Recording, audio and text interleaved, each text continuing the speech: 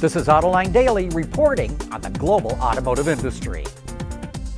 Audi released the official EPA range for its first fully electric vehicle, the E-Tron, and the distance is underwhelming. Its 95 kilowatt-hour battery pack delivers 204 miles of range. That compares to the Jaguar I-Pace's 90 kilowatt battery with 234 miles of range, and Tesla's 289 miles with the 100 kilowatt battery pack in the Model X. At least one reason for the shorter distance is that Audi engineered the pack to only use 88% of its total capacity, or only about 84 kilowatt hours. And that's to ensure, and I quote here, battery longevity, repeatable performance, and peak charging power for longer amounts of time during the charge cycle. That means from a technical standpoint, Audi is not as advanced. You know, automakers are starting to bring more electric vehicle components in-house. Daimler just broke ground on a new battery factory in Germany to assemble battery packs for Mercedes' EQ lineup of electric vehicles. This new facility is part of a more than €1 billion investment that the company is making to expand its global battery production network.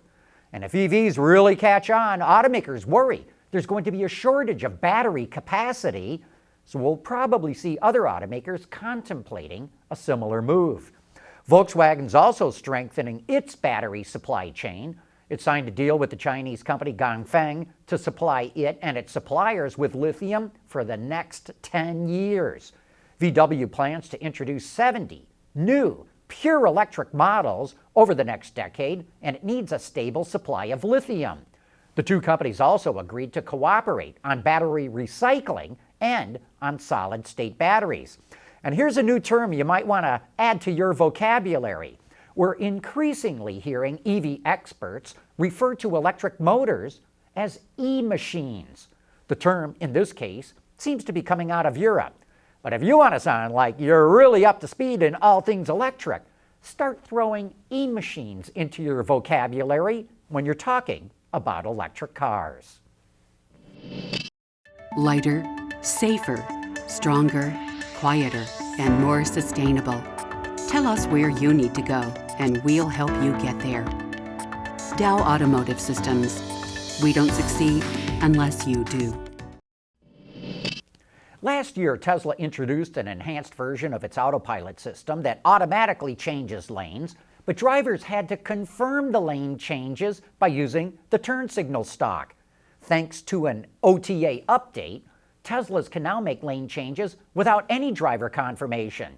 That doesn't make the cars autonomous because the driver still has to keep their hands on the wheel for the system to work, but it's available now to customers in the US who have enhanced Autopilot or full self-driving capability, which is what Tesla calls it, and the company's going to roll it out to other markets after more validation and regulatory approval. Speaking of Tesla, if you haven't done so already, check out yesterday's Autoline After Hours with Sandy Monroe. He gave us his take on the Chinese version of Tesla's Model 3, and as always, with Sandy, it was a fascinating show. You can watch it right now on our website, autoline.tv, or find it on our YouTube channel. Mercedes is showing off the interior of its upcoming GLB crossover. The company didn't reveal any details, but as you can see, it's similar to the interior of the recent A and B class and the CLA. The GLB makes its debut at the Shanghai Auto Show, which kicks off later this month. And man, the slow death of manual transmissions continues. Mazda announced the 2019 version of the Mazda6 will no longer have an option for a manual transmission.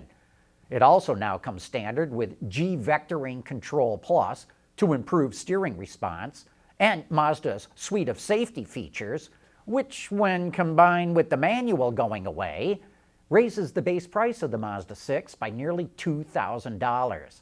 And there's yet another reason why somebody might want to opt for the 2018 model. Autoline Daily is brought to you by Bridgestone Tires, your journey, our passion, and by Dow Automotive Systems, advanced materials that deliver better results. Car companies make their own cars, except When they don't have the capacity or they're not keen on building a new billion-dollar assembly plant, then they can turn to contract manufacturers. Right now, there are 3 contract manufacturers in the world, and they're all in Europe. Nedcar in the Netherlands makes some models of the Mini.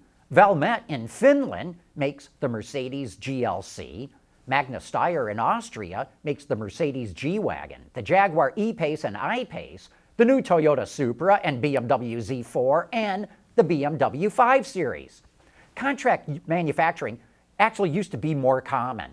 Karmann in Germany famously made the Karmann Ghia for Volkswagen and even made the Chrysler Crossfire, but later the company went bankrupt.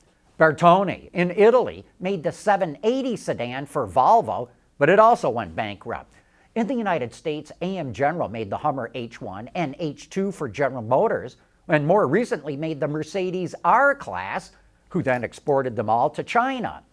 But AM General recently sold its plant to SF Motors, a ride-sharing startup that plans to make its own vehicles. With all the EV and mobility startups racing to get into the automotive industry, contract manufacturing could make a comeback. Magna is building a new assembly plant in China to make electric cars for BAIC, and in the US, the startup eVelocity approached Magna to make cars for it.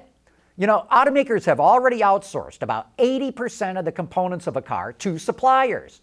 Could outsourcing final assembly be next on their list? As the move to autonomy and mobility strains automakers financially, the future could start to look bright for contract manufacturers. Anyway, that wraps up today's show and wraps up another whole work week. Thanks for watching, and join us again on Monday.